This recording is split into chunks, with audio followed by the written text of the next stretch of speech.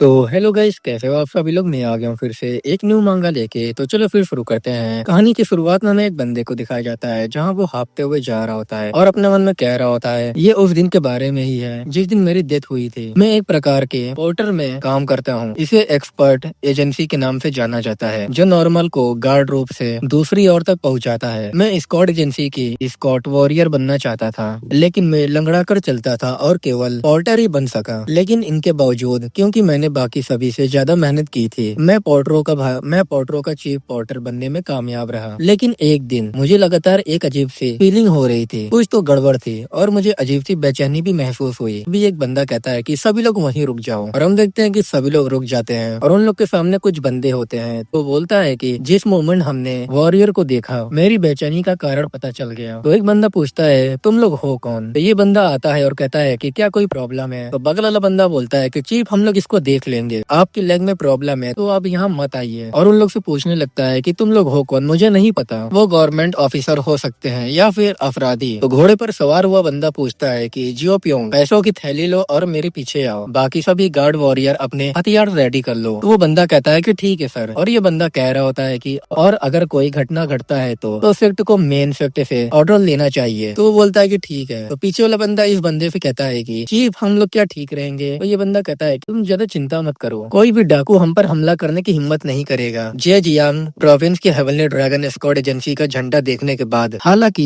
इस baton chief Scott गामयोंग इसको lead कर रहा है। तो ये बंदा सामने वाले बंदों से पूछता है कि हम हेवनली ड्रैगन स्क्वाड एजेंसी के लोग हैं, अगर तुम हमें नहीं बताते हो कि तुम कहाँ से हो। और हम देखते हैं कि वो बंदा हंसने लगता है और उसका सर काट देता है। ये देख के लोग डर जाते हैं और कहते हैं कि ये क्या बकवास है। और वो बंदा कहता है कि जल्दी से चार्ज करो। और हमें दिखा जाता है कि वो लोग सभी को मारने लगते हैं। पागलों तरह हंसते हुए कहता है कि उन सभी को मार डालो, एक को भी जिंदा मत छोड़ना। तो ये चीफ चिल्लाते हुए कहता है कि सभी लोग भागो यहाँ से, हमें उन्हें रोकना ही होगा। एक बंदा डरते हुए कहता है कि प्लीज वहीं रुक जाओ, मेरे पास इतना करीब मत आओ। तो ये बंदा उसके पास जाता है और उसको भी जान से मार देता है। लेकिन दूसरे को जैसे ही मारने वाला होता है और उसके गले में शॉट घुसेड़ दिया जाता है और ये चीफ ने किया होता है। तो चीफ कहता है कि क्या तुम ठीक हो। तो बोलता है कि चीफ जल्दी से यहाँ से भागना होगा। तो चीफ बोलता है कि चलो मेरा हाथ पकड़ो। तो वो बंदा बोलता है कि चीफ उन्होंने हमें सबको पकड़ लिया है, जब गार्ड के वॉरियर भी फेल हो गए हैं तो हम उन्हें कैसे रोक सकते हैं। और तुम अपने उस पैर से ज्यादा दूर तक जा भी नहीं सकते, जब तक तुम भाग सकते हो तो भाग जाओ, हम उन्हें रोकते हैं। तो ये बंदा कहता है कि नहीं, मैं नहीं भागूंगा, इस रफ्तार से तो बस कुछ ही समय की बात है, हम सबका सफाया हो जाएगा और मुझे बचे हुए लोगों को बचाना है तो मुझे जल्दी करनी होगी। लेकिन जैसे वो भागने लगता है तो वहीं गिर जाता है और अपने मन में कहता है कि ये यूजलेस पैर, मुझे जल्दी से उठना होगा और सभी को बचाना होगा। वो सभी यहाँ मर रहे हैं। तभी कुछ देख के हैरान होता है कि सभी लोग मरने लगते हैं और एक बैग की तरफ देखता है और कहता है कि वो रहा, मुझे जैसे लंगड़े पर्सन के लिए तो कोई रास्ता ही नहीं है ताकि हम उन्हें रोक सके, लेकिन मुझे अपनी तरफ से जो पॉसिबल हो वो करना ही होगा। जब तक मैं हिल डुल सकता हूँ मुझे कम से कम कुछ लोगों को बचाने की कोशिश ही करनी होगी। तभी सभी से कहता है कि तुम बास्टर्ड वहीं रुक जाओ। और वो घोड़ा गाड़ी पर खड़ा हो जाता है और आग को लिया हुआ होता है और कहता है कि अगर तुम अपना हमला नहीं रोकते हो तो मैं इस घोड़ा गाड़ी को जला दूंगा। तो बैंडिट कहता है कि कमीने तो क्या बकवास कर रहा है। तो उसको डराते हुए कहता है कि नीचे रहो। तभी उसका लीडर कहता है कि वहीं रुक जाओ तुम सभी के सभी, और इस चीफ से कहता है कि तुम क्या चाहते हो। तो चीफ बोलता है कि जो अभी जिंदा है उन्हें जाने दो। तो ये बंदा बोलता है कि और अगर मैं मना कर दूं तो क्या होगा, तुम हमें सिर्फ एक घोड़ा गाड़ी जलाने की धमकी देने की कोशिश करोगे, ये सोचकर ही घिन आती है, ये तो हद से ज्यादा बेकार है। तो ये चीफ हंसते हुए कहता है कि बाकी के डिब्बे नकली है और उनमें सामान नहीं है, और एक बॉम्ब निकाल लेता है। जलाते हुए कहता है कि तुम लोग को तो ताओ ते चिंग की बांस की किताब चाहिए, कंफ्यूजन द्वारा कई पहली लिखी गई वह रचना ही इस घोड़ा गाड़ी के अंदर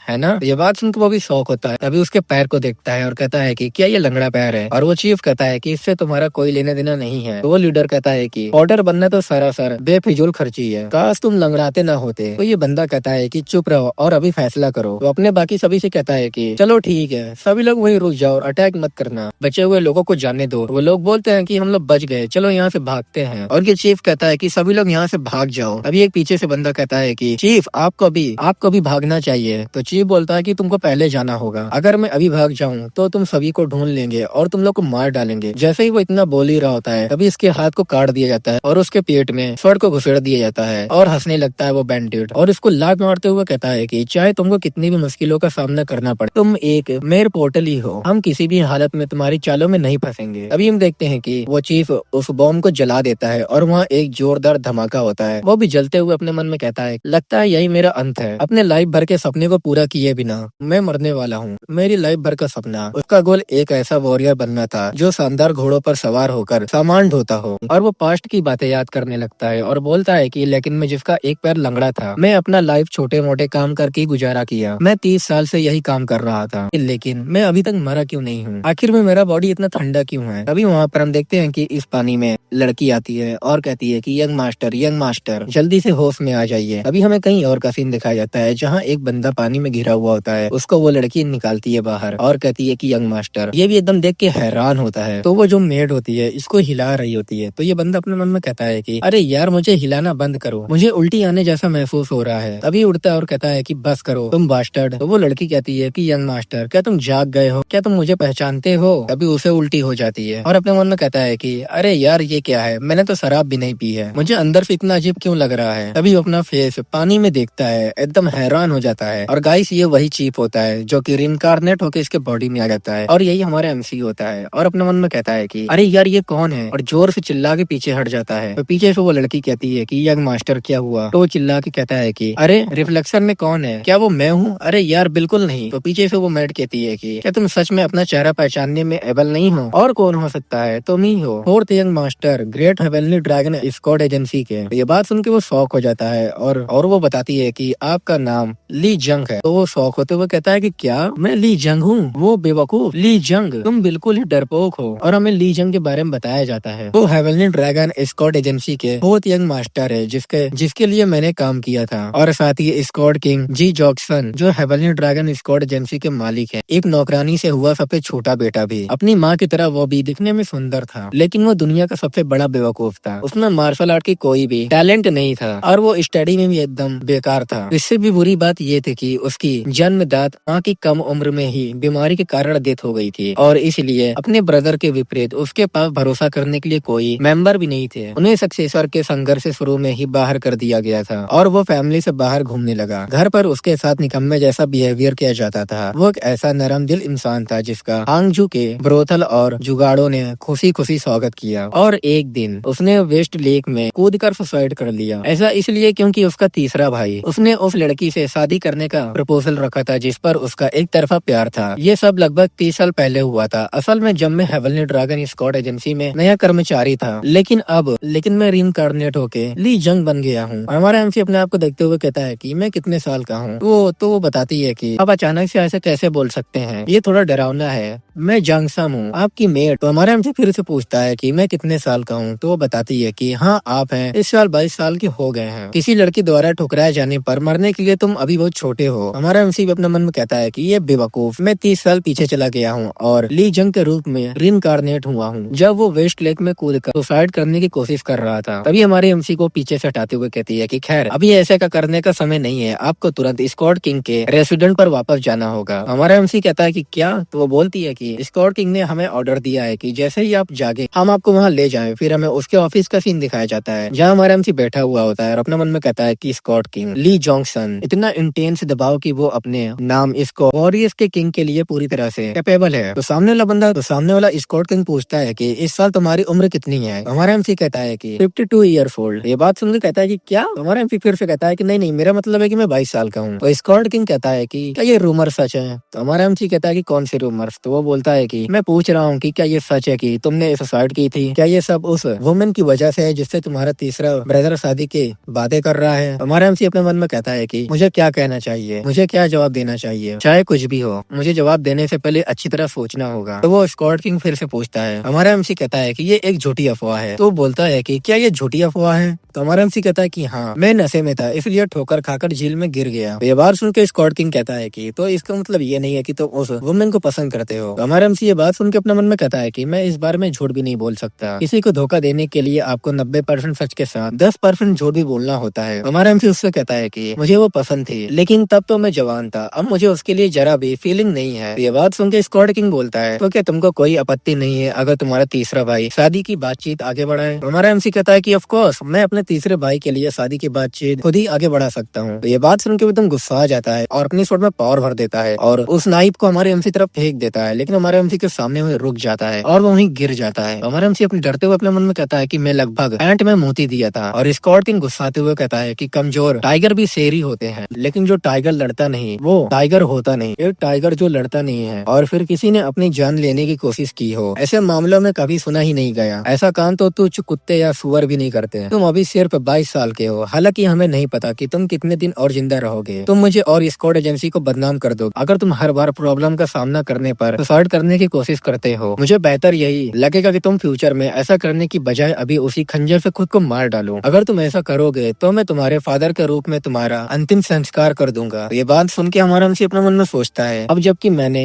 ली जंग के रूप में रिनकार्नेट हुआ हूँ, मैं स्कॉट किंग से मिलने से बच नहीं सकता इस मामले में। तो हमारा MC उससे कहता है कि क्या तुमको इसके बारे में पता है? ये पहली बार है जब तुमने मुझे कुछ दिया है मेरे लाइफ के 20 से ज्यादा वर्षों में, लेकिन फिर भी तुम चाहते हो कि मैं खंजर से अपनी जान ले लूं। और अपने मन में कहता है कि मैंने उन दोनों के बीच के रिश्ते को ध्यान में रखते हुए बस यही अनुमान लगाया था। मुझे लगता है कि ये सच था, मुझे उस अपॉर्चुनिटी का लाभ उठाना होगा। और उस नाइफ को उठाते हुए कहता है कि ठीक है फादर, जब वो दिन आएगा जब मुझे इस खंजर से अपनी जान लेनी होगी, मैं इसका यूज करते समय आपके बारे में जरूर सोचूंगा। तो ये बात सुन के स्कॉट किंग अपने मन में कहता है कि क्या वो वही बदमाश है जो हमेशा से डरपोक था? अभी मुझसे बदतमीजी कर रहे हो, चलो देखता हूँ कब तक करते हो। और हमारा MC वहाँ से चला जाता है। तो स्कॉट किंग किसी को बुला के कहता है कि उस आदमी ने मुझे चुनौती दी है ना? तो बगल वाला बंदा कहता है कि ऐसा ही लगता है। तो स्कॉट किंग बोलता है कि लगता है कि एक कीड़े को भी कुचले जाने पर तड़पना पड़ता है। तो ये बात सुन के बगल वाला बंदा कहता है कि यही बीते समय के जंग की तुलना में एक बड़ा बदलाव है। तो स्कॉट किंग बोलता है कि इस तरह के मात्र विरोध को महान परिवर्तन कैसे माना जा सकता है? क्या तुमने नहीं देखा कि वो मेरे सामने हमेशा कैसे कांपता रहता है, लेकिन मुझसे वो इम्पोर्टेंट मेटियोराइट से बना लोहे का खंजर छीन लिया गया। तो ये बात सुन के वो कहता है कि क्या मैं इसे वापस लाऊं? तो ये बात सुन के स्कॉट किंग कहता है कि नहीं, रहने दो। अगर गैम्बलिंग में कोई पर्सन खंजर का इम्पोर्टेंट पहचान लेता है और अपने पैसे के बदले में उसे ले लेता है तो मुझे लगता है कि ये उसकी किस्मत है, लेकिन मैं इस मौके का फायदा उठाकर जो उनको कुछ सबक सिखाने की सोच रहा हूँ। कैपिटल हॉल में ऑर्डर दो कि उसे पूरे 1 साल तक पैसा भी न दिया जाए, ताकि वो अपने अंदर गहराई से ये जान सके कि आखिर कौन है जो उसे इतना अच्छा लाइफ प्रदान कर रहा है। तो ये बात सुन के वो बगल वाला बंदा अपने मन में कहता है कि अब तक जोंग ने चाहे जो भी काम किए हो उसने अपना भत्ता कभी बंद नहीं किया। नहीं, ऐसा लगता है कि उसने जानबूझकर उसकी उपेक्षा की है क्योंकि वो उसे पनिशमेंट कर रहा है। ये एक तरह की टेस्ट है। तो वो बोलता है कि ठीक है सर, मैं ये ऑर्डर को आगे पहुंचा दूंगा। और अपने मन में कहता है कि ये देखने के लिए एक टेस्ट की हाथ बंधे होने पर जंग क्या करेगा। जंग के लिए इस लाइफ में एक बार मिलने वाला अपॉर्चुनिटी है। फिर हमारा MC बाहर आता है तो मेट कहती है कि यंग मास्टर आप बाहर आ गए हैं। हमारा MC कांप रहा होता है और वो कह रही होती है कि आपको बहुत डांट पड़ी है। तभी हम देखते हैं कि हमारा MC वहीं बैठ जाता है। तो मेट कहती है कि यंग मास्टर क्या हुआ? हमारा MC कहता है कि मुझे लगता है कि मेरा हार्ट यहीं रुक चुका था। तो वो बोलती है कि यंग मास्टर क्या आप ठीक है? हमारे MC उठा के ले जाने लगती है और कहती है कि आपके पैर कमजोर पड़ने पर आपको कितनी बुरी तरह पीटा गया है और डांटा भी गया है। फिर हमें अगले दिन का सीन दिखाया जाता है जहाँ पर मेट सफाई कर रही होती है और कह रही होती है कि मुझे कल रात बिल्कुल भी नींद नहीं आई। और दूसरी तरफ हमारा MC ऐसे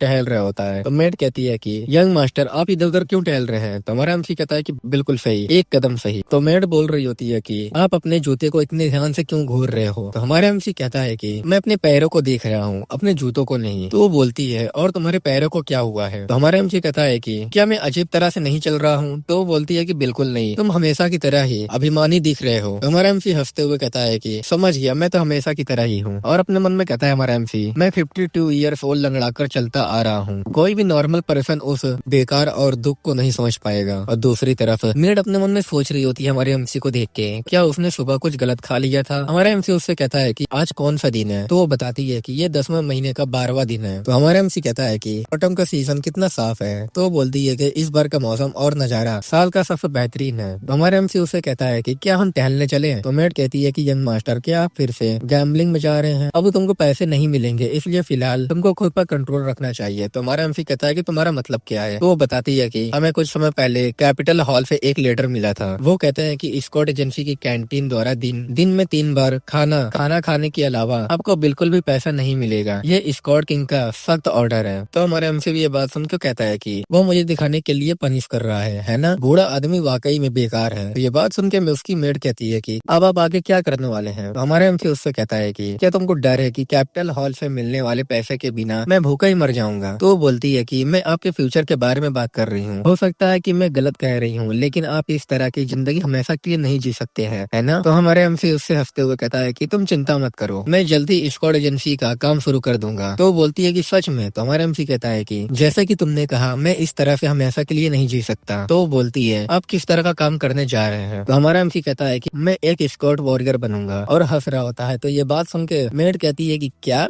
एक स्क्वाड वॉरियर। मायूस होते हुए कहती है कि हेवनली ड्रैगन स्क्वाड एजेंसी की स्क्वाड वॉरियर बनने के लिए आपको मार्शल आर्ट में कम से कम सेकंड रेट का होना चाहिए और आप उनके बारे में कुछ नहीं जानते हैं। तो हमारा एमसी कहता है कि क्या मैं इतना बुरा हूँ। तो हमारे एमसी के कान में धीरे से बोलती है कि अगर मैं आपको ऑनेस्ट बताऊं तो मैं इतना कॉन्फिडेंट हूँ कि मैं तुम्हें फाइट में भी हरा सकती हूँ। तो ये बात सुनकर हमारा एमसी चिढ़ जाता है और उससे कहता है कि हेवनली ड्रैगन स्क्वाड एजेंसी की सभी स्क्वाड वॉरियर को मार्शल आर्ट सीखने की जरूरत नहीं है। क्या तुमने जूरन एक्सकॉर्ड के बारे में नहीं सुना है। तो वो बोलती है कि जूरन एक्सकॉर्ड। हमारा एमसी कहता है कि हाँ बिल्कुल सही। हमारा एमसी जूरन एक्सकॉर्ड के बारे में बताता है कि स्टूडेंट से ही जिन्होंने एग्जामिनेशन में टॉप की हो बहुत समय पहले से ही heavenly dragon squad agency Juran scholar को अपने दल से भर्ती करती आ रही है, गरीब स्टूडेंट को स्पॉन्सर करने के बहाने। क्योंकि वो मार्शल आर्ट नहीं जानते थे इसलिए उनका किसी भी सुरक्षा दल में शामिल होना रेयर था। इसके बदले में उन्होंने स्क्वाड एजेंसी का लेखा जोखा काम किया या फिर इलिटरेट पोर्टर को पढ़ना लिखना सिखाया। हालांकि अगर वो मेट्रोपॉलिटन एग्जामिनेशन पास करने और प्रीफेक्चर के अंदर नियुक्त पाने के लिए भाग्यशाली रहे तो वो स्क्वाड एजेंसी के लिए एक स्ट्रॉन्ग सहारा बनते जा रहे थे जो सरकार के साथ अपने संबंधों को लेकर हमेशा सतर्क रहती थी। तो मेड कहती है हमारे एमसी से क्या तुम एग्जाम देने जा रहे हो। तो हमारा एमसी कहता है कि ऑफ कोर्स। तो वो बोलती है कि कब। हमारा एमसी भी कहता है कि आज। फिर हमें हांगजो के गवर्नमेंट का सीन दिखाया जाता है तो जहाँ बहुत भीड़ लगी होती है और हमारा एमसी भी अपने मेड के साथ वहाँ आ जाता है। तो हमारा एमसी उससे कहता है कि यहाँ तो बहुत सारे लोग हैं। तो उसकी मेड बोलती है कि बेशक एग्जाम के लिए हमेशा बहुत सारे लोग होते हैं और कुछ लोग आपस में बात कर रहे होते हैं कि अरे बाप रे किसी मेल की त्वचा सफेद जेड की तरह इतनी गोरी कैसी हो सकती है। ऐसा लगता है कि मानो उसका चेहरा चमक रहा हो। तो दूसरी लड़की कहती है कि चुप रहो सुन लेगा। हमारा एमसी कहता है कि जंक्शन। तो उसकी मेड कहती है कि हाँ यंग मास्टर। हमारा एमसी कहता है कि वो औरतें मुझे क्यों देखती रहती हैं। तो उसकी मेड कहती है कि आप मुझसे ये क्यों पूछ रहे हैं, ऐसा तो नहीं है कि आपने पहले कभी इसका एक्सपीरियंस नहीं किया है। हमारा एमसी ये बात सुन के अपने मन में कहता है कि तो ऐसा होता है जन्म से सुंदर होने का एहसास। और उसकी मेड हमारे एमसी से कहती है कि यंग मास्टर क्या आप सच में एग्जाम देने जा रहे हैं। हमारा एमसी कहता है कि हाँ यार मैं बेशक जा रहा हूँ और अपने मन में कहता है कि मुझे जो कभी लंगड़ाकर चलता था ऑर्डर के रूप में क्यों चुना गया, क्योंकि मुझे पढ़ना और लिखना आता था। पहले तो मैं लंगड़ापन के कारण स्कॉट सेक्ट में शामिल नहीं हो सका, लेकिन मुझे लेखाकार जियोंग लिमसुंग की सिफारिश मिली कि मैं अपने खाली समय का यूज अधिकारियों के लिए किताबें कॉपी करने में करूं। मैंने सबसे ज्यादा जिस चीज की नकल की ये इंपीरियल एग्जाम में होने वाले टॉप स्कॉलर के आंसर थे और हाँ मुझे उन स्कॉलर के वो आंसर आज भी याद है। और दूसरी तरफ वो अपने मन में सोच रही होती है मेड वो इतना कॉन्फिडेंस क्यों है। फिर हम देखते हैं कि वहाँ का गेट खुल जाता है और वहाँ पर एग्जामिनर आता है और चिल्ला के कहता है कि जिसको पेपर देना है चुपचाप अंदर चले जाओ। हमारा एमसी कंटेनर को लेते हुए कहता है कि चलो इसे मुझे दे दो और जाते हुए कहता है कि ठीक है मैं बहुत जल्दी आता हूँ तो मेरा यहीं वेट करो। एग्जामिनर गार्ड से कह रहा होता है कि मुझे लगता है कि सभी लोग अंदर चले गए, चलो गेट को बंद कर दो। तभी पीछे से कोई चिल्ला के कहता है कि अरे यार एक मिनट रुक जाओ प्लीज, वहीं रुक जाओ मैं भी एग्जाम देने आ रहा हूँ। अगले सीन में हमारा एमसी अपने मेट से कह रहा होता है कि क्या तुमको लगता है कि कोई पर्सन लंबे समय तक वहीं बैठे रहने से उन सवालों के जवाब पा सकता है जिनके जवाब उसे पता ही ना हो। तो मेट कहती है कि अच्छा मुझे लगता है कि ये सच है और वो जा ही रही होती है। तो और कहती है कि ठीक है तो मैं फिर चलती हूँ। तो हमारा एमसी भी उससे कहता है कि पल भर के लिए बस तुम थोड़ा इंतजार करो। तो वो बोलता है कि तुम्हें क्या दिक्कत है। हमारा एमसी कहता है कि बस तुम देखो। हमारा एमसी इस लड़के से कहता है कि क्या तुमने टेस्ट में अच्छा प्रदर्शन किया। तो वो बोलता है कि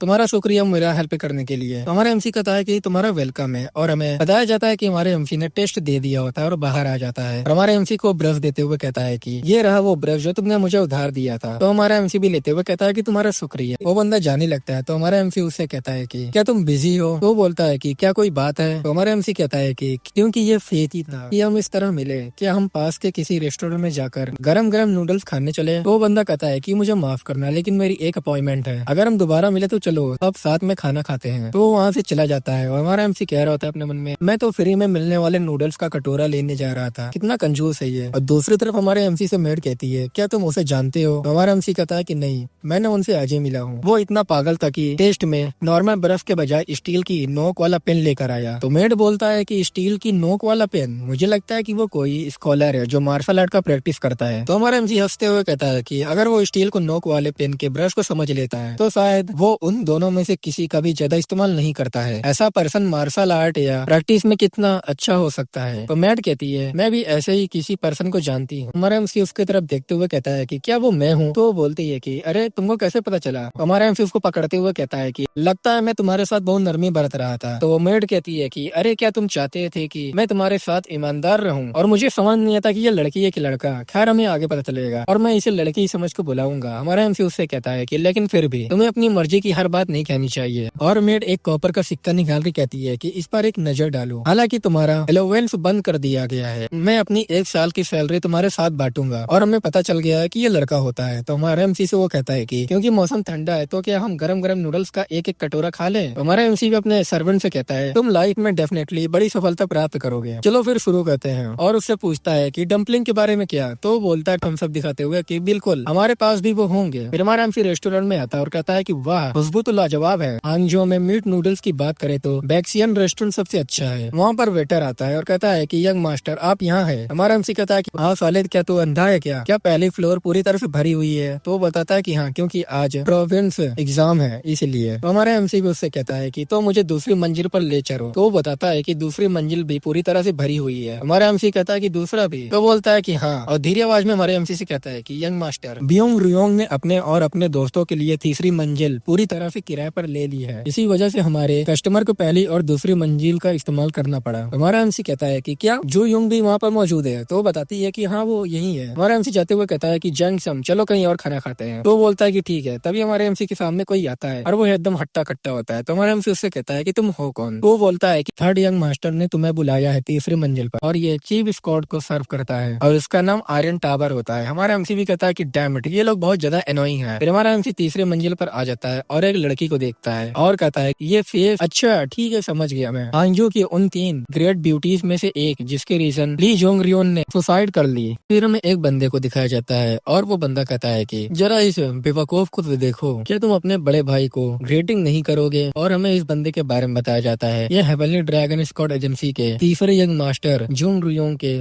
बिग ब्रदर है ली ब्योंग। तो हम देखते हैं कि हमारा एमसी वहाँ बस खड़ा रहता है। हमारा एमसी ग्रीट करते हुए कहता है उन लोग को मैं आपसे मिलने ही वाला था क्योंकि मैंने सुना था कि आप अपने दोस्तों के साथ यहाँ पर आए हैं। थर्ड यंग मास्टर कह रहा होता है कि क्या तुमको यकीन है कि भागने की कोशिश करते समय तुम आयरन टावर में नहीं पकड़े गए थे? तो हमारा एमसी कहता है कि ऑफ कोर्स नॉट और अपने मन में कहता है कि इतने बदसूरत मेढक के लिए वो इस तरह के कामों में वाकई बहुत तेज है। अभी एक लड़की कहती है कि हेलो ब्रदर बहुत समय हो गया है। थर्ड यंग मास्टर भी बोलता है कि तुम वहाँ इस तरह हैरान परेशान क्यों खड़े हो? क्या तुम भी जवाब में वेलकम नहीं कहोगे? ऐसा तो नहीं है कि तुम ऐसा करोगे। हमारा एमसी इस लड़की को देखते हुए अपने मन में कहता है कि क्या इसका मतलब ये है कि वो जो युंग युंग नहीं है लेकिन क्या वो ये है? कितना अनएक्सपेक्टेड है। मैंने सुना था कि जो युंग युंग बहुत खूबसूरत है लेकिन सच कहूँ तो मुझे लगता है कि ये लड़की ज्यादा सुटेबल है। हांगजो की 3 ग्रेट ब्यूटीज में से एक है, कहलाने के काबिल है इस मामले में। तो हमारा एमसी उन लोग से कहता है कि बहुत समय हो गया आपसे मिले हुए। अभी हम देखते हैं कि थर्ड यंग मास्टर को जो अपने हाथ को टेबल पे मार के कहता है कि तुम बेवकूफ। हमारे एमसी अपने मन में कहता है कि ये बेवकूफ ऐसा बिहेवियर क्यों कर रहा है? और हमारे एमसी को चिल्लाते हुए कहता है कि क्या तुमको नहीं पता कि मैं युंग युंग से शादी की बातचीत कर रहा हूँ? अगर वो तुमको ब्रदर कहकर बुलाती है तो तुम उसे कैसे बात कर सकती हो? हमारा एमसी भी उससे कहता है कि मुझे माफ करना, अगली बार मैं सावधान रहूंगा। तो वो बंदा गुस्साते हुए कहता है कि अगली बार तुम्हारे जैसे डरपोक के लिए जिसने मार्शल आर्ट और पढ़ाई छोड़ दी है और वो अपना दिन जुए की अड्डों में बिताता है, कहता है कि कोई अपनी लोली ओरिजिन को नहीं छिपा सकता। हमारे फैमिली में तुम जैसे पर्सन का जन्म कैसे हुआ? ये बात सुन के हमारा एमसी अपने मन में कहता है कि क्या उसे इतनी भद्दी भाषा में ये बात कहने की जरूरत थी? मुझे लगता है कि मैंने इसे पा लिया है। इसका रीजन ये लड़की है क्योंकि वो अपने छोटे भाई की तरह सुंदर और लंबा नहीं है। वो शायद अपने मेढक जैसे दिखने के कारण हीन भावना महसूस करता है, इसलिए वो क्लियरली बेइज्जत करने की कोशिश कर रहा है। बस इतना ही उसका इम्पोर्टेंट है। इस फैमिली के ब्रदर सच में बेहद बेवकूफ है। किसी भी हालत में मेरे लिए यहाँ से जितनी जल्दी हो सके निकल जाना ही सबसे अच्छा होगा। हमारा एमसी ग्रेड करते हुए कहता है कि अब जब मैंने आपको अपना सम्मान दिखा दिया है तो अब मैं यहाँ से चलता हूँ, प्लीज आप लोग अच्छा समय बिताइए। अभी एक लड़की कहती है कि यंग मास्टर जुंग रियोंग जाने से पहले खाना तो खा लीजिए। हमारा एमसी इसको देख के अपने मन में कहता है कि क्या वो जंग यूंग बोंग है? मैंने उसे इसलिए नहीं देखा क्योंकि उसके आगे 2 वुमन खड़ी थी। और वो लड़की कहती है जी हाँ ब्रदर आपको बहुत भूख लगी होगी, जाने से पहले खाना खा कर जाओ। तो सामने वाली लड़की भी बोलती है कि थर्ड यंग मास्टर इसमें कोई प्रॉब्लम तो नहीं है? वो बोलता है कि ना, बिल्कुल भी नहीं। जुंग म्यूंग कहती है कि हाँ ली ब्यूंग, उसे खाने दो। जब से तुम्हारा ब्रदर अंदर आया है तब से उसकी नजरें खाने से हटी नहीं रही है। तभी हम देखते हैं कि कुछ बंदे आपस में बात कर रहे होते हैं कि हालांकि डिनर का समय काफी पहले ही बीत चुका है, आप अब तक कहाँ थे? तो दूसरा बंदा कहता है कि अरे क्या तुमको इतना सीधा साधा सवाल पूछना जरूरी है? क्या तुमको पता नहीं है कि उसे जुआ खेलना औरतें कितना पसंद है? अगर तुमको कोई अच्छी जगह पता हो तो प्लीज मुझे भी बताना। और हम देखते हैं कि हमारा एमसी बहुत सीरियस हो रहा होता है और लोग कह रहे होते हैं वो एक तरह से काफी स्थिर स्वभाव का आदमी है, और जोर जोर से वो लोग हंस रहे होते हैं। थर्ड यंग मास्टर कहता है कि अच्छा, अगर तुमको इतना ही भूख लगी है तो इसे ले लो। हमें दिखाया जाता है कि हमारे एमसी को तो जैसा बिहेवियर किया जा रहा होता है, और वो बोलता है कि जाने से पहले हमारा बचा हुआ खाना खा लो। अभी हम देखते हैं कि हमारा एमसी एकदम सीरियस हो जाता है। अगले ही पल उस कटोरा को उठा लेता है और कहता है कि मैं आपका प्रस्ताव एक्सेप्ट करता हूँ और आपका शुक्रिया। पीछे से उसका सर्वेंट कहता है कि यंग मास्टर। हमारे एमसी कहता है कि जंगसम, तुम भी कहीं जाकर बैठ जाओ और खाना शुरू कर दो। मुझे कहाँ बैठना चाहिए? तो मैं यहीं बैठ जाता हूँ, प्लीज मुझे माफ करना, ठीक है? हमारा एमसी दबा के खाने लगता है और लोग कह रहे होते हैं कि कंफ्यूजन ने कहा था कि जो भी पर्सन 4 दिन तक भूखा रहता है वो चोरी का सहारा लेने लगता है, लेकिन सेना को पंक्ति रखने से ये प्रॉब्लम कैसे हल होगी? लोकलिज्म के आधार पर अगर चट्टानें काफी ऊंची होती हैं तो जानवर भी डर जाएंगे, इसलिए कोई भी गिरकर मर नहीं जाएगा। डिसीजन प्रक्रिया भी कुछ इसी तरह की है। अगर कानून पर्याप्त रूप से सख्त है तो ये स्वाभाविक रूप से हो जाएगा। तो दूसरा बंदा कहता है कि प्रॉब्लम की जड़ तक जाकर उसका समाधान करना ही सबसे डिफिकल्ट काम है। हान फैजी ने कहा था कि अगर तुम केओस के स्रोत को खत्म कर दो तो तुम दुनिया पर राज कर सकते हो। थर्ड यंग मास्टर कहता है कि यही बात सच में लागू होती है। केओस के कारण होने वाले अकाल को कौन रोक सकता है? जैसे कि सन तेज ने कहा था, बाघ कुत्ते को अपने वश में करने में इसलिए एबल होते हैं क्योंकि उसके पंजे और दांत बहुत नुकीले होते हैं। ये सब बातें सुन के हमारा एमसी अपने मन में कहता है वो आज की एग्जाम के बारे में चर्चा कर रहे हैं। मुझे लगता है कि सवाल ये था, आंसर चीन में अकाल के कारण पैदा हुए डाकुओं के झुंड से हमें कैसे निपटना चाहिए। ऐसा लगता है कि यहाँ मौजूद सभी लोगों ने एग्जाम किसी और जगह पर दी है। हमारे एमसी से बगल वाली लड़की कहती है कि यंग मास्टर, आपका क्या विचार है? हमारा एमसी कहता है कि मुझे ऐसा बातें नहीं पता। तो वो लड़की हंसते हुए कहती है कि अरे वाह, आप तो बहुत ही पोलाइट है। थर्ड यंग मास्टर हमारे एमसी से कहता है कि तुम सीधे सीधे अपने विचार क्यों नहीं बता देते, क्योंकि तुमने बचपन में काफी पढ़ाई की थी। मुझे यकीन है कि तुमको अभी भी कुछ बातें तो याद होंगी। बगल वाला बंदा भी बोलता है कि हाँ, क्योंकि तुम एक्सकॉर्ट एजेंसी में पले बड़े हो, मुझे यकीन है कि तुम डाकुओं के बारे में हमसे ज्यादा जानते होगे। ये सब बातें सुन के हमारा एमसी अपने मन में बोलता है, लगता है ये छोटे बदमाश मुझे वुमेन के सामने बेइज्जत करना चाहते हैं। अच्छा, उन्होंने तो यही मांगा था तो मैं वो दूंगा। तो हमारा एमसी बताने लगता है कि अगर मैं सच कहूँ तो ये सन तेज नहीं बल्कि हान फेज है। हान फेजी है अब, और उसके पंजों वाली बात है वो सन तेज द्वारा नहीं बल्कि हान फेज द्वारा रचित किया गया था। ये सब बातें सुन के थर्ड यंग मास्टर कहता है कि ये कैसी बकवास थी। लोग भी कहते हैं कि तुम पढ़ाई में कमजोर हो इसलिए। हमारा एमसी कहता है कि अगर तुमको मेरी बात पर यकीन नहीं है तो चलो नीचे दिए गए उन स्कॉलर को इकट्ठा करते हैं जिन्होंने अपना पूरा लाइफ इस टॉपिक को प्रैक्टिस करने में बिताया है, और तुम उनमें से किसी से भी पूछ सकते हो। अगर हम उनसे कहें हम उन्हें शराब पिलाएंगे तो वो खुशी खुशी हमें दिखाने के लिए अपनी किताबें भी खोल देंगे। एडिशनली ये बात है कि हमें केओस के स्रोत को जानने की जरूरत है। हान फेजी ने नहीं बल्कि मौजी ने कही थी, जिसने कहा था कि अगर कानून बहुत सख्त हुआ है तो आम लोग देश छोड़कर चले जाएंगे। वो वूजी नहीं है, ये कुछ ऐसा था जिसे कन्फ्यूजन ने जुओ परंपरा से किया था। ये सब बात सुन के ये लड़की शर्माते हुए अपने मन में कहती है कि क्या वो सच में मैं जिस जुंग रियोंग को जानती हूँ वो यही है? हमारा एमसी बताता है कि ये 9 चाइनीज क्लासिक की एक मात्र किताब नहीं है जो उपलब्ध है, और 8 पैरों वाला निबंध लेखन ही निबंध लिखने का एकमात्र तरीका नहीं है। उन लोगों ने जिन किताबों का क्योटा दिया है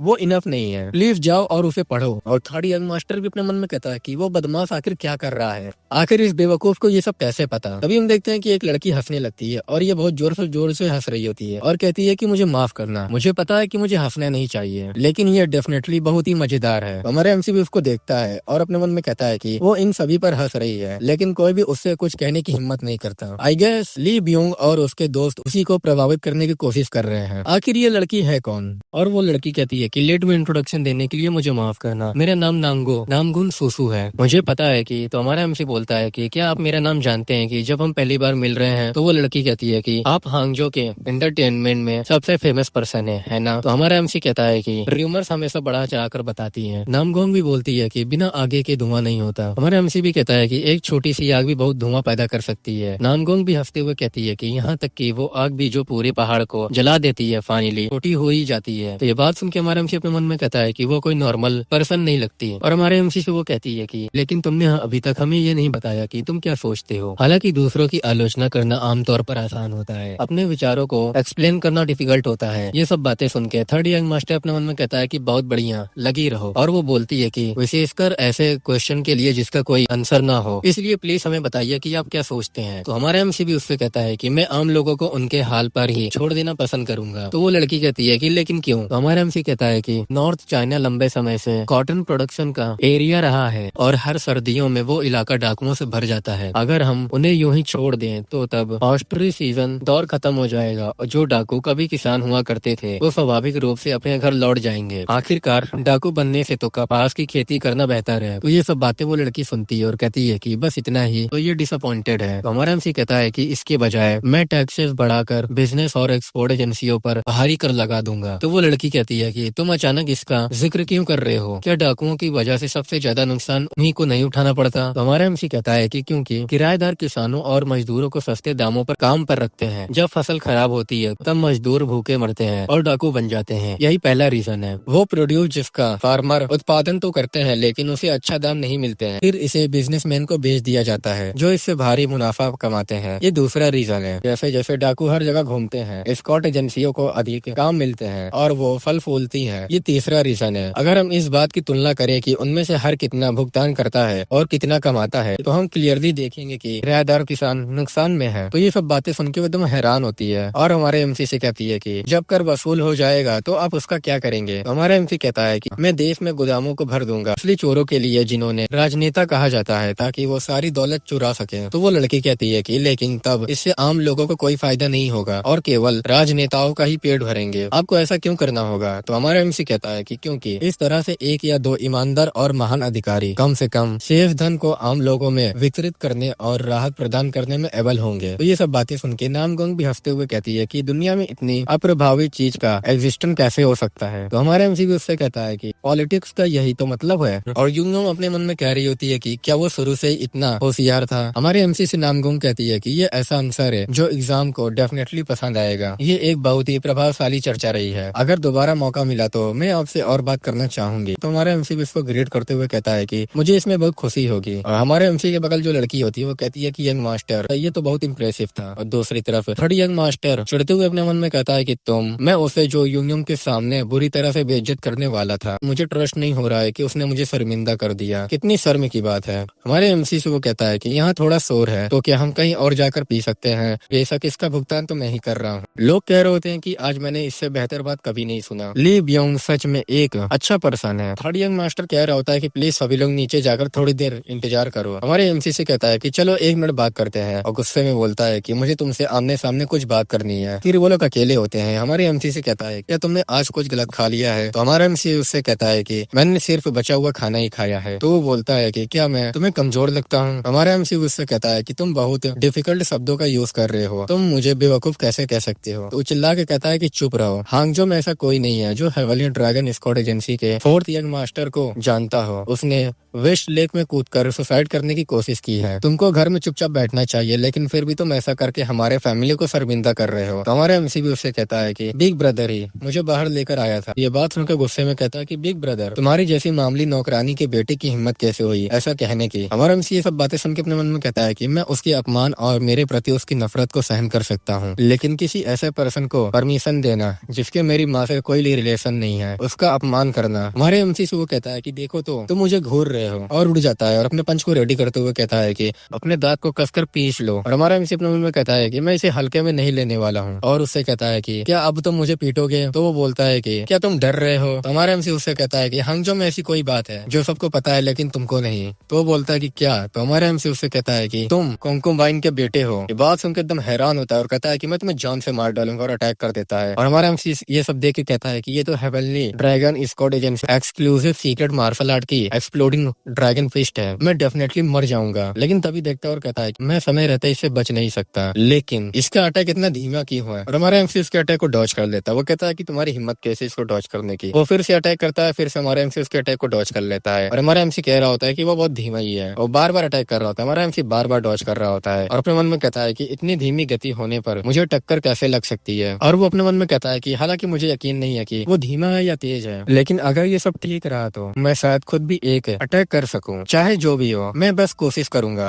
अपने हाथ को एकदम सामने लाता है जिससे उसको चोट लगती है और वो वहीं गिर जाता है। और हमारा एमसी अपने मन में कहता है कि अरे बाप रे क्या मैंने कुछ ज्यादा ही जोर से मार दिया? और वो उड़ते हुए कहता है कि तुम कमीने। हमारा एमसी कह रहा होता है कि मुझे माफ करना ब्रदर, क्या तुम ठीक हो? फिर से वो उठता है, फिर से हमारे एमसी पे अटैक कर देता है और इस बार उसने ग्रैम्पलिंग टेक्निक का यूज किया होता है और इस बार और हमारा एमसी कहता है कि इस बार भी वो बहुत धीमा है लेकिन हमले बहुत ज्यादा हो रहे हैं, क्या मुझे उसे पीटने देना चाहिए? ठीक है, बेहतर यही होगा कि हम यहाँ थोड़ा नुकसान उठा ले ताकि सिचुएशन कंट्रोल से बाहर ना जाए। तभी हमारा एमसी कुछ देखता है और कहता है कि ये तो फ्रेड बीन है और उसके पैर के पास फेंक देता है जिससे वो लंगड़ा कर गिर जाता है और बाहर भी आवाज आती है। तो नामगोंग कहती है कि ऊपर से एक चीख सुनाई दी है। तो दूसरी लड़की बोलती है कि हाँ मैंने भी यही सुना था। और लोग कहते हैं कि क्या जुंग रियोंग की पिटाई हुई है या कुछ और? तो दूसरा बोलता है कि कौन जाने। और अपना सर्वेंट भी अपने मन में कहता है कि ओ गॉड यंग मास्टर, क्या आप ठीक हैं? तुम्हारी कितनी बुरी तरह पिटाई हो रही है। हमारा एमसी उससे कहता है कि आप तो लगता है कि मैं काम से गया। हम देखते हैं कि वो वहीं गिरा होता है। हमारा एमसी कहता है कि मुझे ऐसी उम्मीद नहीं थी। अपने हाथ को देखते हुए कहता है कि मैं ले वियोंग के हमलों को इतना क्लियरली देख पा रहा था जो लगभग फर्स्ट रेट के मार्शल आर्ट मास्टर होते हैं। ये कैसे पॉसिबल हो सकता है? लिu जुंगरियोंग को मार्शल आर्ट का बिल्कुल भी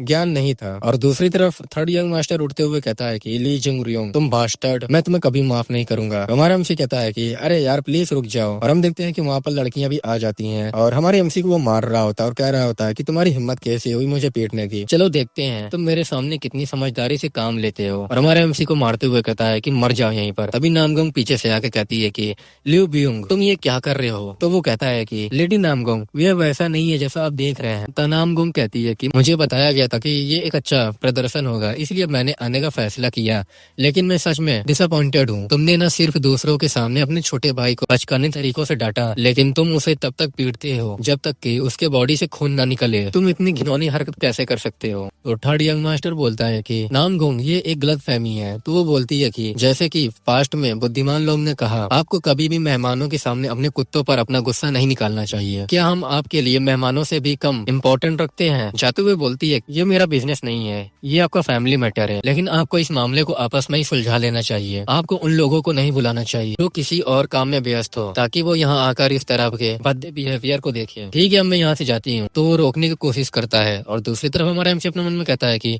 ये कितनी राहत की बात है, इस समय मैं भी उसकी जगह हो सकता था। और तभी उसका सर्वेंट आके कहता है कि यंग मास्टर क्या उसने आपको बहुत बुरी तरह पीटा है? तभी हमारा एमसी उठ के बैठ जाता है और कहता है कि मैं ठीक हूँ। और उससे पूछता है कि लेकिन जैमसन क्या मैंने कभी मार्शल आर्ट सीखा है? तो वो बताता है कि वेल ऐसा लगता है कि आपने उन्हें आधा अधूरा सीखा और छोड़ दिया। मुझे लगता है कि तब तुम 12 साल के थे। क्या आपको याद नहीं है कि आपके मार्शल आर्ट ट्रेनिंग ने किस तरह आपको पूरी तरह से छोड़ दिया था? तो हमारा एमसी भी कहता है कि अच्छा ऐसा है तो अब। और हमारा एमसी अपने हाथ को आगे करता है और अपने हाथ में पलक झपकते ही कुछ मक्खियों को पकड़ लेता है और कहता है कि मैं ऐसे कैसे कर सकता हूँ।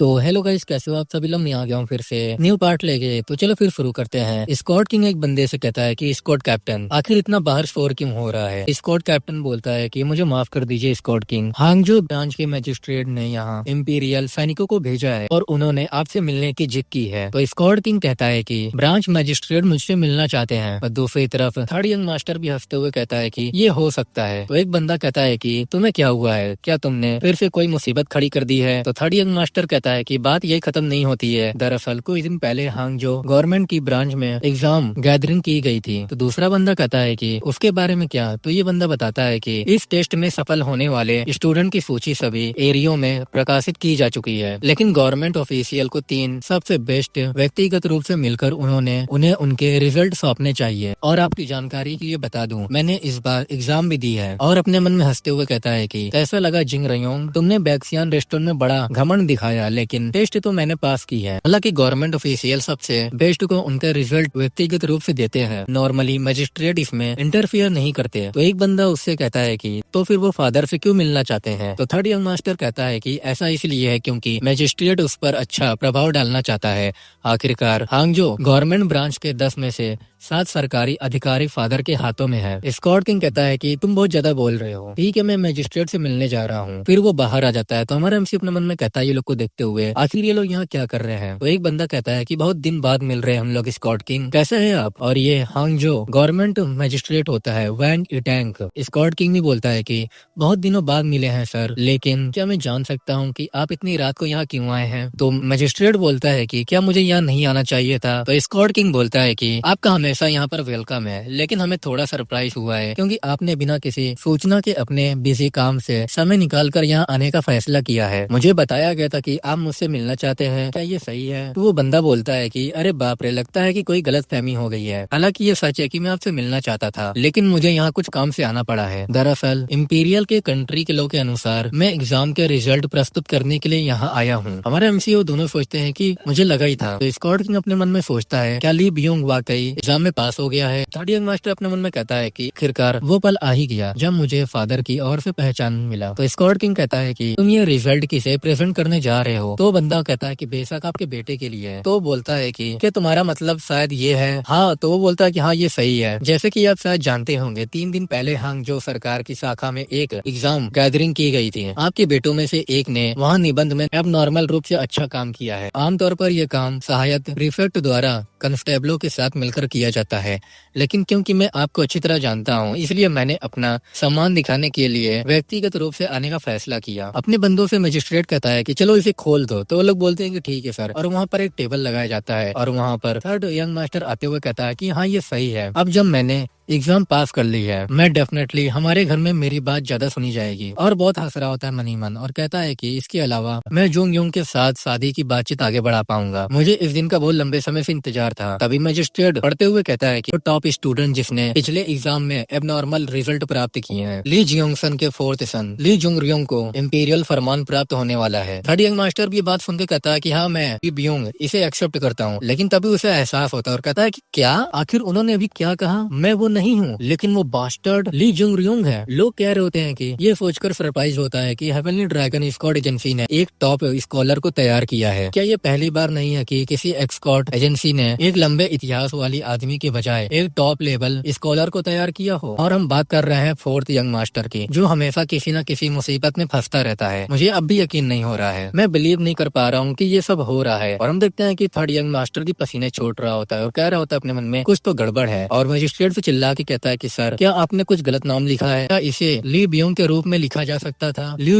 ली जुंगरियोंग ने एग्जाम दी ही नहीं होगी। तो बोलता है कि नहीं, ली जुंगरियोंग टॉप स्कॉलर है। ये बात सुनकर उसका होश उड़ जाता है और कहता है कि मुझे लगता है कि ये एक गलत फहमी हो गई है। हमारा एमसी वहाँ आता है और कहता है कि हाँ मैं वही हूँ। और ये अपने मन में कहता है कि ये तो इम्पॉसिबल है, ली जुंगरियोंग ये कैसे हो सकता है? हमारा एमसी उसको ले लेता है और कहता है कि मैं स्कॉलर ली जुंगरियोंग मैजेस्टिक द्वारा जारी किए गए इंपीरियल फरमान को एक्सेप्ट करता हूँ। लोग कह रहे होते हैं कि कांग्रेचुलेशन फॉर यंग मास्टर। और हमारा एमसी अपने मन में कहता है कि जो कभी लंगड़ा कर पोर्टर का काम करता था, मेरा रीइंकार्नेट हुआ है और मुझे एक नया अपॉर्चुनिटी प्राप्त हुआ है। अगर मैं चाहूँ तो स्क्वाड वॉरियर बन सकता हूँ और यहाँ तक कि गवर्नमेंट ऑफिशियल भी। मैं इतना खुश हूँ, मैं कहीं जाकर जी भर के चिल्लाना चाहता हूँ। मैजिस्ट्रेट हंसते हुए कहता है कि ली जुंगरियोंग की आपको इस महीने की 20 तारीख तक हांगझो ब्रांच में रिपोर्ट करना है। आपको अपनी उपलब्धि के प्रमाण के रूप में एक पट्टिका रेशम 50 रोल और एक जर्नी पास प्राप्त होगा। तभी हम देखते हैं कि स्क्वाड किंग उसके पास आके अपनी ऑरा को रिलीज कर रहा होता है और गुस्से में कहता है कि मैं आपसे थोड़ी देर बात करना चाहता हूँ। फिर वो लोग एक कमरे में आके बैठ जाते हैं। स्कॉट किंग कहता है कि सर वैंग क्या तुम मुझसे मजाक कर रहे हो? तो मैजिस्ट्रेट कहता है कि तुम्हारा इससे मतलब क्या है? तभी वो टेबल पे हाथ पटक के कहता है कि क्या तुम्हें लगता है कि मुझे कुछ नहीं पता है? तुम अमीर लोगों के बच्चों को अधिकारी कैसे बनाते हो? लेकिन ये सोचकर हैरानी होती है कि तुमने मुझ पर भी यही चाल चलने की हिम्मत की है। तो मैजिस्ट्रेट कहता है कि स्कॉट किंग मुझे लगता है कि यहाँ कुछ तो गलतफहमी हो गई है। तो स्कॉट किंग चिल्ला के कहता है कि क्या तुम कह रहे हो कि जुंगरियोंग एक टॉप स्कॉलर है? ये बेहद रेडिकुलस है। क्या तुम ये जांचना चाहते हो कि क्या मैं तुमको आपके सरकारी पद से हटा सकता हूँ होश में आने से पहले? तो मैजिस्ट्रेट कांपते हुए अपने मन में कहता है कि मुझे केयरफुल रहना होगा। अगर मैंने कुछ गलत कह दिया तो मेरी जान को बहुत बड़ा खतरा हो सकता है। और बोलता है सच कहूँ तो मुझे लगा था कि अच्छी खबर देने के बदले में मुझे आपसे कुछ मिलेगा, लेकिन मैं कसम खाता हूँ मैंने आपके बेटे को टॉप स्टूडेंट इसलिए नहीं बनाया क्योंकि मुझे आपसे कुछ रिसोर्च चाहिए थी। तो स्कॉट किंग कहता है कि तो तुम इसे ऐसे खेलना चाहते हो है ना? तो मैजिस्ट्रेट बोलता है कि ये सच है, मैं किसी भी हालत में आपसे पैसे रिश्वत के तौर पर नहीं लूंगा और अगर मैं ऐसा करना भी चाहता तो मैं तुम्हारे तीसरे बेटे को सबसे बेस्ट स्टूडेंट बना देता। उस तरह से डाउट कम होता। क्या तुम इससे एग्री नहीं करते? और एक पेज निकाल के कहता है कि प्लीज इसे देख लो। तो बोलता है कि ये क्या है? तो वो बताता है कि अगर आपको यकीन ना हो तो बता दूं, मैं इसे अपने साथ लेकर आया हूँ। ये वो आंसर है जो आपके बेटे ने लिखा है। तो ये देख के एकदम हैरान हो जाता है और अपने मन में कहता है कि ये गहन और विचारों से युक्त एक निबंध है और वो आलोकन जो वास्तविकता की गहराई को ऑब्जर्वेशन करते हैं। इसके अलावा सब कुछ अच्छे से लिखा गया है। तो स्कॉट किंग उससे कहता है कि क्या उसने सच में ये लिखा है? तो वो बताता है कि हाँ, क्या ये सरप्राइजिंग नहीं है? मैंने इससे पहले कभी किसी को इतना अच्छा आंसर लिखते हुए नहीं देखा है। तो स्कॉट किंग भी बोलता है देखते हुए, उसके जैसा बेवकूफ ऐसी बात कैसे लिख सकता है? और अपने मन में कहता है कि वो पढ़ाई और मार्शल आर्ट दोनों में बेहद ही खराब था। मैंने उसे जो कुछ भी सिखाने की कोशिश की वो कभी सफल नहीं हुआ। हालांकि अपने बेटों को खोना मेरे लिए बहुत दर्दनाक था। वो क्रूक्ड फिंगर की तरह बिल्कुल बेकार था। क्या तुम ड्रैगन किंग से मिल गए जब तुमने वेस्ट लेक में जंप किया था? और हंस रहा होता है और मजिस्ट्रेट भी बोल रहा होता है कि इसके अलावा क्योंकि आपका तीसरा बेटा भी टॉप 200 में है, जूरन स्कॉलर होने के नाते वो दोनों 1 महीने में होने वाली मेट्रोपोलियन एग्जाम में बैठने में एबल होंगे। अगर उनमें से कोई भी वहाँ का टॉप स्कॉलर बन जाता है तो ये सब बातें अपने मन में सोचता है स्कॉट किंग। बियोंग को टॉप 200 एग्जाम में जगह केवल अपनी माँ के मदद से मिली होगी, लेकिन मुझे ये उम्मीद नहीं थी कि जोंग रियोंग मेट्रोपॉलिटन एग्जाम में टॉप स्टूडेंट बनेगा। हालांकि अगर हेवन की कृपा से जोंग रियोंग फिर से एग्जाम पास कर लेता है तो फिर उनके लिए सरकारी अधिकारी बनना बुरा विचार नहीं होगा। शायद जोंग रियोंग के लिए जीवन में सफलता पाने का यही एकमात्र रास्ता है, क्योंकि वो मार्शल आर्ट सीखना नहीं चाहता और न ही उसकी कोई ऐसी माँ है जिस पर वो निर्भर रह सके। तो मजिस्ट्रेट से कहता है स्कॉट किंग, आपने मुझे ये खुशखबरी सुनाने के लिए इतनी दूर तक आने के बावजूद मैंने आपका अपमान किया है। तो बोलता है कि नहीं, बिल्कुल नहीं, मैं पूरी तरह समझ सकता हूँ कि आपने ऐसा क्यों किया। तो स्कॉट किंग कहता है कि आप रिजल्ट को कितने लेवल पर पोस्ट करने जा रहे हैं? तो बताता है कि कितने लेवल पर। आमतौर पर लगभग तो 100 पोस्टर लगाए जाते हैं, लेकिन क्योंकि 20 वर्षों में पहली बार बेस्ट स्कॉलर को चूज किया गया है, इसलिए हम लगभग 1000 पोस्टर लगाएंगे। हांगजो के सभी कोने में 10 कांस्टेबलों में से हर को नियुक्त करने के लिए फुजो यांगजो और आसपास के शहर में। तो ये बात सुन के अपना स्कॉट किंग हंसते हुए कहता है कि कुल मिलाकर 10,000 पोस्टर। आपको इतनी दूर जाने की कोई जरूरत नहीं थी। मैं आपको शुक्रिया अदा करता हूँ। तो बोलता है कि बिल्कुल नहीं, और अपने मन में कहता है कि धिक्कार है, 10,000 पोस्टर बनाने और उन्हें लगाने में कितना समय लगेगा? मैं बहुत बड़ी मुसीबत में हूँ। तभी स्कॉट किंग एक बॉक्स लेके आता है। तो मजिस्ट्रेट कहता है कि ये क्या है? तो स्कॉट किंग कहता है कि इसे खोल के देखो। जैसे उसे खोलता है तो वहाँ पर सोने के सिक्के होते हैं। तो वो बोलता है कि तुम मुझे क्यों दे रहे हो? तो अपना स्कॉट किंग कहता है कि अगर तुमको 10,000 पोस्टर लगाने हैं तो तुमको कागज और कांस्टेबल की सेवाओं के लिए काफी ज्यादा पे करना पड़ेगा, क्योंकि ये सारी मुसीबतें मेरे बेवकूफ बेटे की वजह से है। उन खर्चों को कवर करना मेरी ही जिम्मेदारी है। बेशक मैंने जरूरत से ज्यादा पैसा लगाया ताकि पैसों की कोई कमी ना हो। तो ये बात सुन के मजिस्ट्रेट हंसते हुए कहता है कि स्कॉट किंग, मैं इसे अच्छे से यूज करूंगा। तो अपना स्कॉट किंग कहता है कि मैंने तुमको ये नॉर्मल शराब इसलिए पिलाई क्योंकि मेरे पास तैयारी करने का पर्याप्त समय नहीं था। फ्यूचर में तुमको किसी अच्छी जगह पर इससे बेहतर शराब पिलाऊंगा। तो ये सब बातें सुन के वो अपना मन में हंसते हुए कहता है कि स्कॉट किंग वाकई बहुत अच्छे इंसान है, मुझे व्यक्तिगत रूप से यहाँ आकर बहुत खुशी हुई। स्कॉट किंग कहता है कि प्लीज वापसी में अपना ध्यान रखिएगा। तो वो बोलता है कि जी हाँ स्कॉट किंग, मैं अगली बार फिर वापस मिलने आऊंगा। फिर वो लोग जा रहे होते हैं। तो जाते हुए मजिस्ट्रेट अपने मन में कहता है कि मुझ पर तो फेथ की कृपा बनी है, और स्कॉट किंग बस देख रहा होता है। फिर हमें अगले दिन का सीन दिखाया जाता है जहाँ पर कुछ लोग आते हैं और कहते हैं कि बियोंग तुम वहाँ हो, हम तुमसे मिलने के लिए आए हैं। कोई बोलता है कि तुम्हारा वेलकम है। तो लोग कहते हैं कि जैसे हमें पता चला कि तुमने एग्जाम पास कर ली है, हम तुरंत यहाँ पर आ गए हैं। तो वो बोलता है कि तुम्हारा शुक्रिया। तो एक बंदा कहता है कि मुझे लगा था कि तुम सिर्फ मार्शल आर्ट का प्रैक्टिस करते हो, लेकिन तुम तो पढ़ाई लिखाई में भी अच्छे हो। तो थर्ड यंग मास्टर हंसते हुए कहता है कि ये तो वाकई इनक्रेडिबल है। तभी और बंदे आते हैं और कहते हैं कि बियोंग हम भी यहाँ पर आ गए हैं। तो बोलता है कि अंदर आ जाओ। वो लोग कहते हैं कि तुम हमारे एकेडमी के प्राइड हो। तो थर्ड यंग मास्टर कहता है कि ये कहने के लिए तुम्हारा शुक्रिया, और वो वहाँ से चले जाते हैं। हमारी एमसी से जंक्शन कहता है कि सच में सबसे होशियार स्टूडेंट छोटा भाई एक भी मेहमान नहीं लाता, लेकिन तीसरी यंग मास्टर जो मुश्किल से टेस्ट पास किए हैं उनके पास तो बहुत कुछ है। क्या उसे खुद पर शर्म नहीं आती? अगर मैं उसकी जगह होता तो मैं मेन गेट पर एक नोटिस लगाता कि ताकि यहाँ पर कोई ना आ सके। और दूसरी तरफ हमारा एमसी अपने मन में कहता है कि पिछले कुछ दिनों में जब भी मुझे समय मिला मैंने प्रैक्टिस किया। मुझे इस एबिलिटी के कुछ नियम पता चले हैं जिनकी मदद से मैं समय को धीरे और एक्सपीरियंस प्राप्त कर सकता हूँ। फर्स्ट रूल, अगर मैं बहुत टेंस हो जाता हूँ तो ये एबिलिटी ऑटोमेटिकली एक्टिवेट हो जाती है। सेकंड रूल, मैं इस एबिलिटी को 10 सांसों से ज्यादा समय तक बनाए नहीं रख सकता। और थर्ड रूल, समय की गति धीमी होने के साथ साथ मेरी चाल भी धीमी होती जाती है। तो इस समय मैं बस यही कर सकता हूँ। और हमारा एमसी एक मक्खी को पकड़ लेता है और अपने मन में कहता है कि मेरा गोल ये देखना है कि मेरे अपोनेंट के हाथ और पैर कहाँ से आ रहे हैं, साथ ही उनसे निपटने सीखने के तरीके के बारे में 2 गुनी तेजी से सोचना। अभी तक मुझे बस इतना ही पता चला है। भले ही मैं रिइंकार्नेट हो चुका हूँ, मेरा पैर ठीक हो गया है और मैंने एग्जाम भी पास कर ली है, लेकिन मार्शल आर्ट के बिना अगर मेरे साथ फिर कभी ऐसी कोई घटना घट जाए तो शायद मैं मर ही जाऊंगा। लेकिन अगर मैं इस एबिलिटी में लगातार इम्प्रूवमेंट करता रहूं तो क्या होगा? मुझे एक ऐसी मार्शल आर्ट सीखने की जरूरत है जो मुझे अपने हाथों और पैरों को अभी की तुलना में ज्यादा तेजी से चलाने में हेल्प कर सके। मेरे करंट के लिए ये पॉसिबल है। फिर जैक्सन बोलता है कि नफरत करने जैसी कोई बात नहीं है। तो हमारा एमसी कहता है कि तुम किस बारे में बात कर रहे हो? वो बोलता है कि उसकी पॉपुलैरिटी फर्जी है। फाइनली तीसरे यंग मास्टर की मदर मैडम चुंग हा याडांग एकेडमी को ब्रश और स्याही के पत्थर दान करती है। ये सभी लोग यहाँ केवल उसी रीजन से हैं। तो हमारा एमसी भी कहता है कि लेकिन मैंने कुछ नहीं कहा। तो जैक्सन बोलता है कि अगर तुम इतनी नाराज हो तो मैं आज के लिए तुम पर रहम करूंगा। क्या तुम रेड लाइट एरिया जाना चाहोगे? तो हमारा एमसी कहता है कि क्या? तो वो बताता है कि मैं तुमको गारंटी दे सकता हूँ कि हजारों वैश्याओं भाड़े की सैनिकों और यहाँ तक कि जुआ घरों के गार्ड भी तुमको बधाई देने के लिए आगे बढ़ेंगे। हमारा एमसी कहता है कि सीरियसली इसे भूल जाओ, जाओ और मेरे लिए उन सैनिकों के ट्रेनिंग के लिए इस्तेमाल होने वाली कुछ रेत की बेड़ियां चुरा लो। तो जैक्सन बोलता है कि मुझे माफ करना, तुम इसका यूज किस काम में करने वाले हो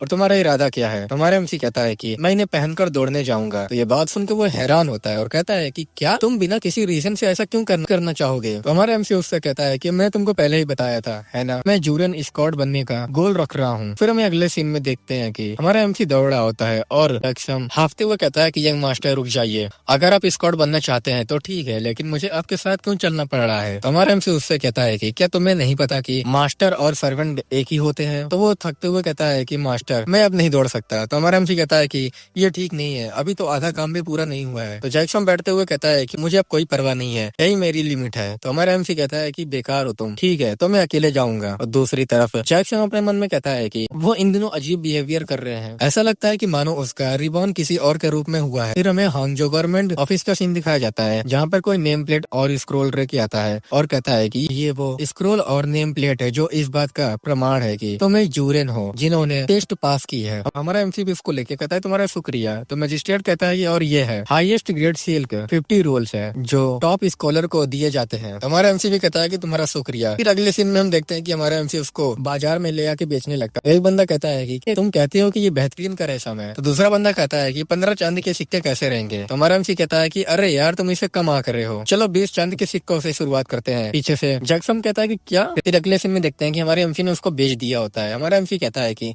मैं इन सिक्कों का यूज कहाँ करूँ? जैक्सन बोलता है कि यंग मास्टर क्या आपने देव द्वारा दिए गए उस प्रीशियस रेशम को एंटरटेनमेंट पर बर्बाद करने के लिए बेच दिया? तो हमारा एमसी कहता है कि हम इसे साथ में बिताने वाले हैं, इसलिए शिकायत करना बंद करो और बस मेरे पीछे जाओ, मुझे भूख लगी है, चलो पहले खाना खा लेते हैं। फिर वो लोग दबा के खाना पेल लेते हैं। तो जैक्सन बोलता है कि अगर तुम आखिरी 2 पकोड़े नहीं खाओगे तो मैं उन्हें ले लूंगा। तो हमारा एमसी कहता है कि तुम लोग तो मेरे एंटरटेनमेंट और ऐसे ही फालतू चीजों पर पैसे बर्बाद करने की शिकायत करते थे, लेकिन तुम खुद तो खूब खा रहे हो, है ना? तो जैक्सन बोलता है कि यहाँ के पकोड़े वाकई बहुत लाजवाब होते हैं। बंदा आता और कहता है कि चलो देखो हाई क्वालिटी सेल के अच्छे दामों पर है, आप जितना चाहे उन्हें देखने के लिए फ्री है। तो हमारा एमसी कहता है कि अच्छा ठीक है। जैक्सन को देखते हुए कहता है कि मुझे लगता है कि तुमसे पहनने पर तुम यंग मास्टर की तरह दिखोगे जैक्सन। तो वो बोलता है कि अरे मुझ जैसे नौकर के लिए ये सब कैसे हो सकता है? हमारा एमसी कहता है कि कौन कहता है कि तुम नहीं कर सकते? और उस बंदे से कहता है कि मुझे इनमें से एक दे दो। तो वो बोलता है कि तुम्हारा शुक्रिया। हमारा एमसी कहता है कि इसे मेरी टॉप स्कॉलर बनने की खुशी का जश्न समझो। और जैक्सन अपने मन में कहता है कि मुझे लगता है कि वो सच में बहुत निराश है कि किसी ने उसे बधाई नहीं दी है। तभी एक भिखारी कहता है कि प्लीज मुझे कुछ दे दो, बस थोड़ा सा। तभी हम देखते हैं कि इसकी टोकरी में पैसे दे दिए जाते हैं और वो कहता है कि ये तो 2 चांदी के सिक्के हैं। हमारा एमसी कहता है कि अपने आखिरी 2 सिक्कों का इस तरह इस्तेमाल करना बहुत अच्छा काम है। तो जैक्सन बोलता है कि रुको यंग मास्टर, ये तो तांबे के सिक्के भी नहीं है, अब एक भिखारी को 2 चांदी के सिक्के कैसे दे सकते हैं? ये एक कॉमनर है जो एस्कॉर्ट और पोर्टर किसी एस्कॉर्ट मिशन पर जाने से पहले करते हैं। हमारा एमसी जाते हुए कहता है कि ये उस मिशन के दौरान अपने सारे दुर्भाग्य को एक भिखारी के सौंप देने का प्रतीक है ताकि मैं सुरक्षित वापस आ सकूं। तो जैक्सन कहता है कि लेकिन फिर भी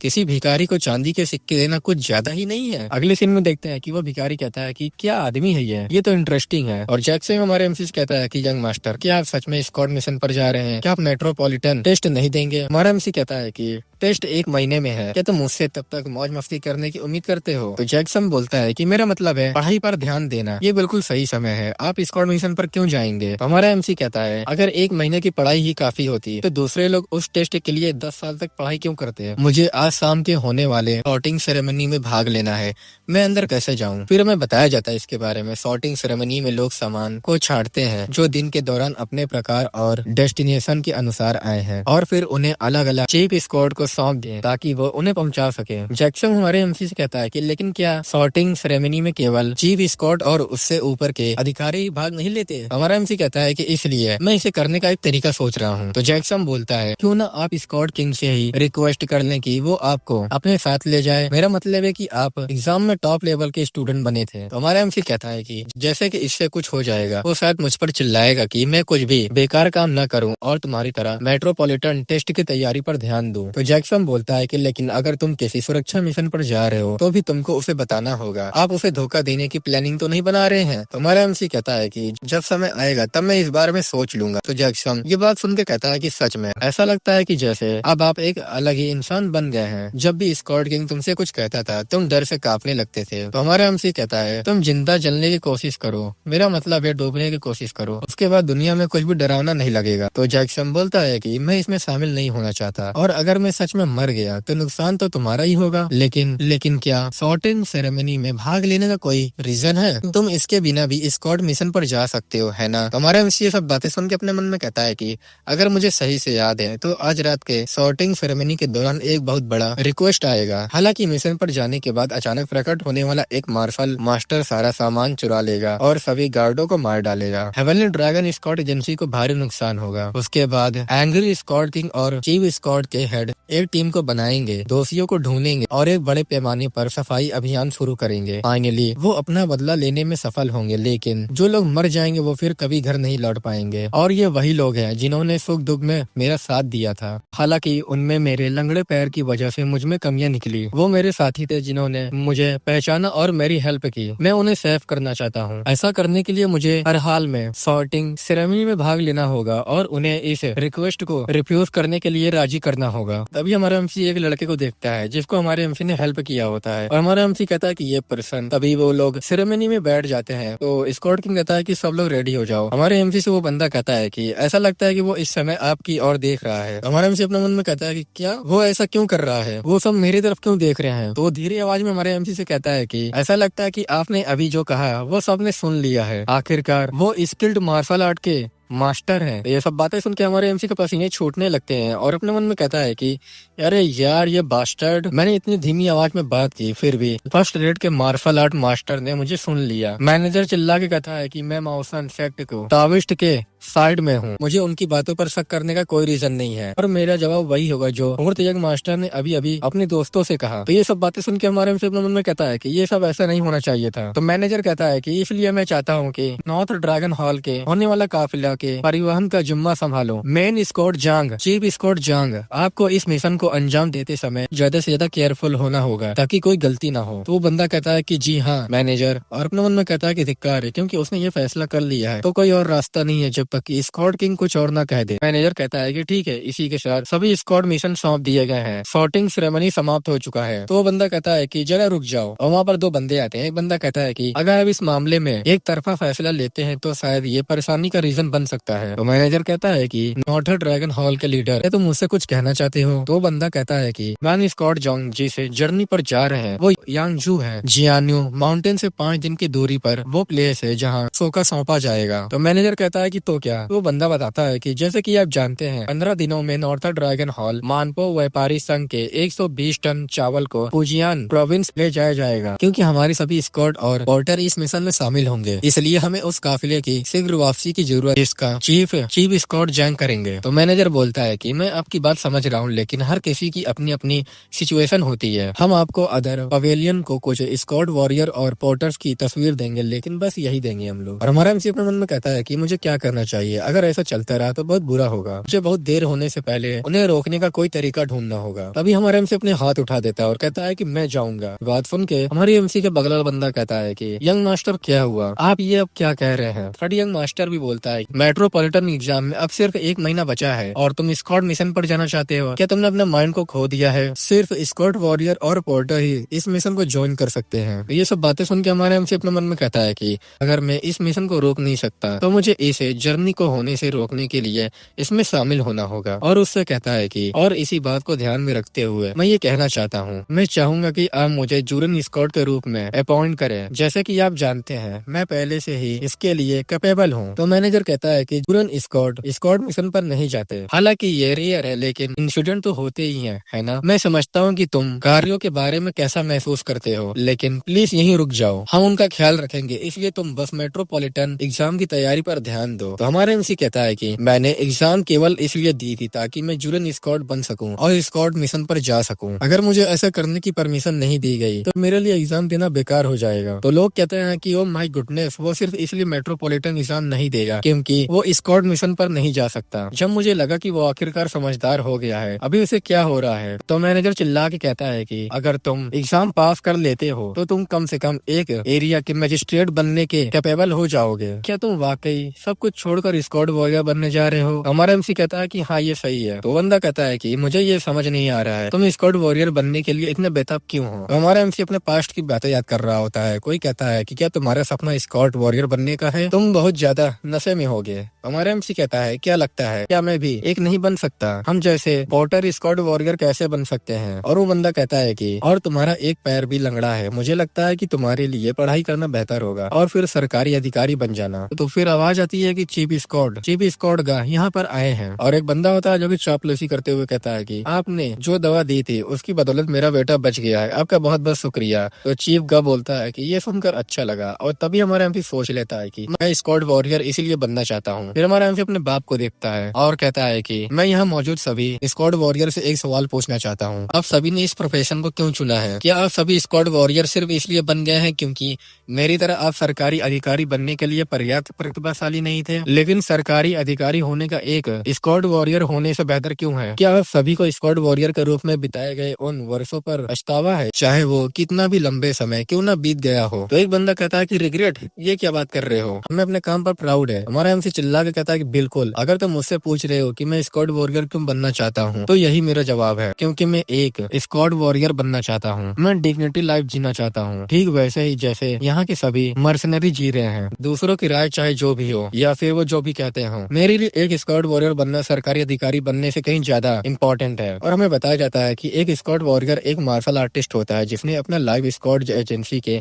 काम के लिए समर्पित कर दिया। स्क्वाड किंग ली जंगसन, स्क्वाड कमांडर गोन सेओक्सन, ली गैब्रियोंग ली, ये सभी एक तरह से स्क्वाड वॉरियर हैं। जैसे तलवारबाज महान तलवारबाज बनने का सपना देखते हैं और स्कॉलर बनने का सपना देखते हैं। स्क्वाड बनने की चाह रखने वाली वुमेन स्क्वाड बनने का सपना देखती हैं। ये 4 ग्रेट स्क्वाड हैं जिन्होंने स्क्वाड एजेंसियों के बीच नायकों की तरह पूजा जाता है। और उनमें से एक ली जॉन्सन है जो हेवनली ड्रैगन स्क्वाड एजेंसी के अंदर एक फेमस वॉरियर की उपाधि प्राप्त करने वाला एकमात्र स्क्वाड वॉरियर। उन्होंने एक कदम और आगे बढ़कर स्क्वाड किंग के नाम से फेम हासिल की। स्क्वाड वॉरियर के बीच एक जिंदा लेजेंड है। और हमारे एमसी अपने मन में कहता है ये सब बोल के चीफ स्क्वाड दल के सभी मेंबर भी मर्सनरी हैं। मुझ जैसा नौजवान का ऐसा जवाब उनके दिलों को जरूर छू पाएगा और जिस मोमेंट ऐसा होगा सब कुछ मेरे साइड में हो जाएगा। हमारे एमसी से उसके बगला बंदा कहता है कि लेकिन क्या तुमने ये नहीं कहा था कि तुम सिर्फ एक ही बात पूछोगे? तो एक बंदा बोलता है कि यंग मास्टर, आपका दोस्त सही कह रहा है, आपने तो काफी कुछ कह दिया यंग मास्टर, लेकिन सब कुछ सही था, आप अमेजिंग है यंग मास्टर। तो हमारे एमसी ये बातें सुनकर अपने मन में कहता है कि अच्छा चलो राहत की बात है कि ये काम कर गया है, लेकिन अब सब मेरे बाप पे डिपेंड करता है, स्क्वाड किंग फैसला करेंगे। तभी स्क्वाड किंग मुस्कुराता है। तभी मैनेजर चिल्ला के कहता है कि heavenly dragon squad agency announce करती है आज से जूरन ली जंग रियोंग को स्क्वाड वॉरियर के रूप में अपॉइंट किया जाता है। हमारा एमसी एकदम हैरान होता है और वो लोग कह रहे होते हैं कि इसके अलावा जूरन ली जोंग रियोंग मैं चीफ स्क्वाड जंग रंग यंग के वाले काफिले में शामिल होऊंगा जो जियानयू पर्वत की और बढ़ रहा है। तो एक बंदा कहता है कि हालत ने इतना अजीब मोड़ ले लिया है। तो दूसरा वाला कहता है कि बिल्कुल, ये सोचकर सरप्राइज होता है कि ये मास्टर जोंग रियोंग अब एक वॉरियर बन गए हैं, ये बहुत शानदार है। हमारा एमसी अपने मन में कहता है कि सच में मैं अब स्क्वाड वॉरियर बन गया हूँ।